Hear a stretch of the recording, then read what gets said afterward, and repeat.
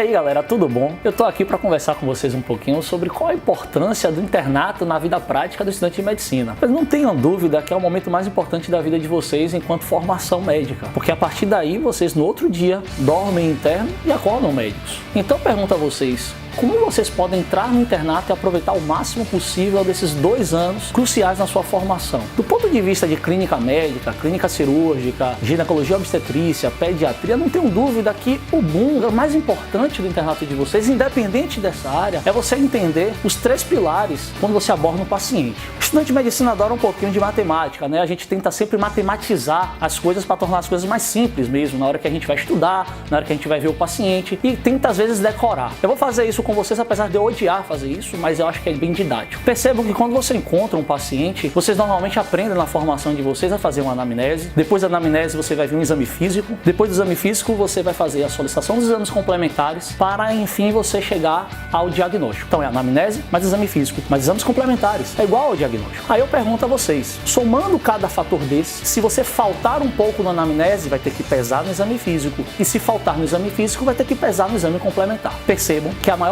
parte da história do paciente, ou seja, na anamnese, que mora o principal, a força maior para a construção do seu diagnóstico. E é aí que eu entro na conversa com vocês sobre a anamnese. Posto com vocês que vocês chegam lá na faculdade de vocês, no início da formação, o que é que vocês fazem? Aprende a fazer um bocado de pergunta, pega um checklist, chega na beira do leito e fica perguntando de uma forma bem mecânica, sem você raciocinar o que você está fazendo. O mesmo acontece com o exame físico. E o pecado disso, falta anamnese legal, falta exame físico legal, e aí vai pesar nos exames complementares. Isso é o que está acontecendo na medicina no mundo hoje todo. E aí eu pergunto a vocês, como é que eu posso então otimizar a minha anamnese? O que é que eu posso fazer para ajudar na minha anamnese? Otimizar tempo, claro, tempo é dinheiro, então você não pode ficar 1 a 2 horas com um espelho na mão, perguntando um bocado de coisas inúteis ao paciente, que não tem serventia, porque você aprendeu desta forma, bem engessado. Então a sua anamnese ela tem que ser dirigida, tem que ser uma anamnese direcionada. Quanto mais rica for a anamnese, mais solto será o seu exame físico, os seus exames complementares e mais fácil o diagnóstico. E aí eu digo a vocês algumas coisas. A anamnese é tão importante que eu digo para vocês assim, olha, se,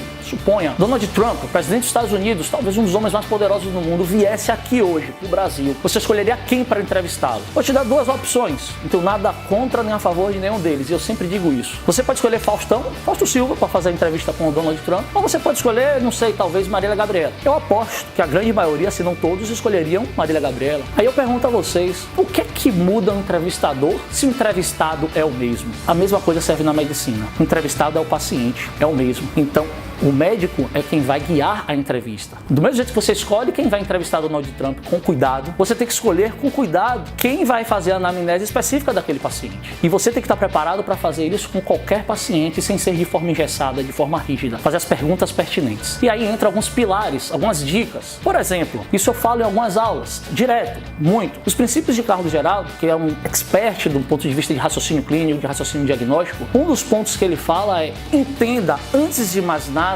como a doença te procura. Às vezes a queixa principal do paciente não necessariamente é o ponto de partida para o diagnóstico. Vou dar um exemplo para vocês. Se o paciente chega no hospital referindo que tive um déficit focal, você diagnostica um AVC isquêmico nesse paciente, esse paciente com AVC isquêmico, durante a sua evolução, você vai perguntando, investigando a causa, um cara jovem de 30 anos com AVC isquêmico, você não encontra aquela causa. Mas durante a sua anamnese você pergunta, você tem úlceras orais, aftas orais de repetição? E ele diz, sim, tenho aftas orais de repetição. E você pergunta se ele tem aftas genitais de repetição e ele também diz que sim, ele tem aftas genitais de repetição. Não espere que este paciente com AVC isquêmico chegue no hospital dizendo para você, doutor, eu tenho um afta também. Esse problema para ele não é significativo, mas perceba que se ele diz isso acontece já há alguns 4 anos, está fortalecendo a suspeita sua de uma doença chamada doença de BC. E aí eu pergunto a vocês, a queixa principal dele tinha alguma coisa sugestiva de BC? Um AVC isquêmico faz parte das manifestações, mas tanta coisa faz. Então cabe a você, médico que está entrevistando, entender como é que a doença